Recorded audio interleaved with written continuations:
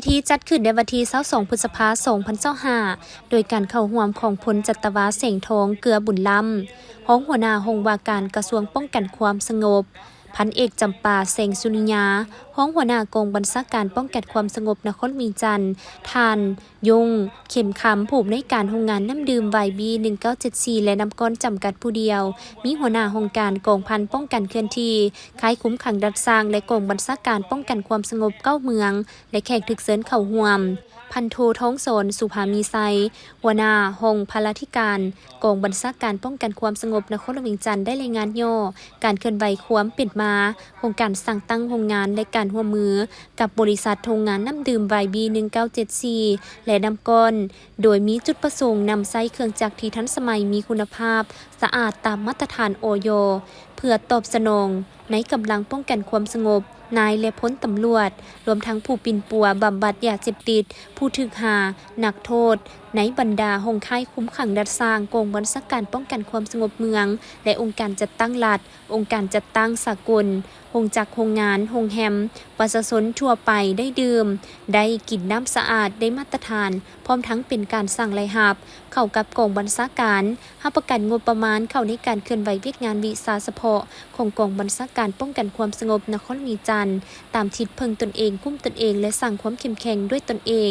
ฐานยงเข็มคำได้กล่าวว่าเบื้องต้นก็มีน้องซ้ายเนาะเป็นประธานบริษัท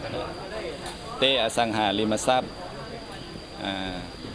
เพิ่นค้างคาเวียกหลายเพิ่นก็เลยแนะนำให้เข้ามาเฮ็ดธุรกิจนี้ร่วมกับกองบัญชาการปกส.นครหลวงเนาะเพิ่นเป็นผู้ช่วยสุกยูเพื่อมาให้เปิดบริษัทน้ำดื่มอยู่ศูนย์บำบัดแห่งนี้เพื่อรับใช้กองบัญชาการปกส.นครหลวงเก้าตัวเมืองรวมทั้งผู้บำบัดแล้วก็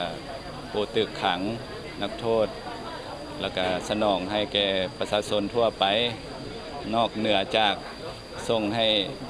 กองกำลังตำรวจทั่วนครหลวงแล้วจึงสามารถส่งออกสู่ตลาดภายนอกมาตรฐานของโรงงานเฮาก็แม่นได้มาตรฐานสากลเนาะเครื่องจักรที่ทันสมัยระบบออโต้ทั้งหมดเนาะก็บ่ได้คาดหวังหยังเนาะเพื่อรับใช้สังคมและบรรดาห้องการตำรวจทั่วนครหลวงเพื่อให้ได้ดื่มน้ำที่สะอาดมีความปลอดภัยและรับประกันสุขภาพเนาะ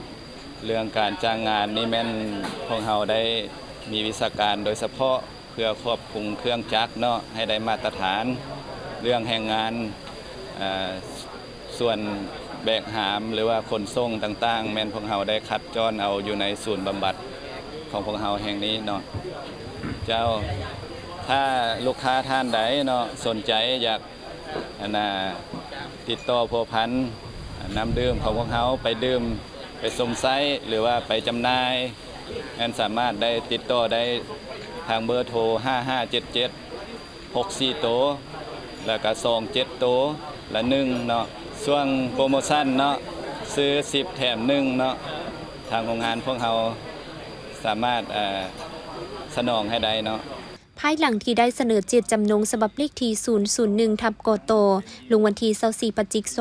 น 2022ของกลุ่มบริษัทเต้จำกัดผู้เดียวว่าด้วยการขอร่วมทุนสั่งตั้งโรงงานน้ำดื่มกับกองบัญชาการป้องกันความสงบนครหลวงจันทร์และได้เซ็นบทบันทึกความเข้าใจ MOU ศึกษาความเป็นไปได้ของการก่อสร้างโรงงานน้ำดื่มผ่านการกวดกาตัวจริงเห็นว่ามีความเป็นไปได้จึงได้ลงมือก่อสร้างมูลค่าการลงทุนทั้งหมด14 ตื้อกีบ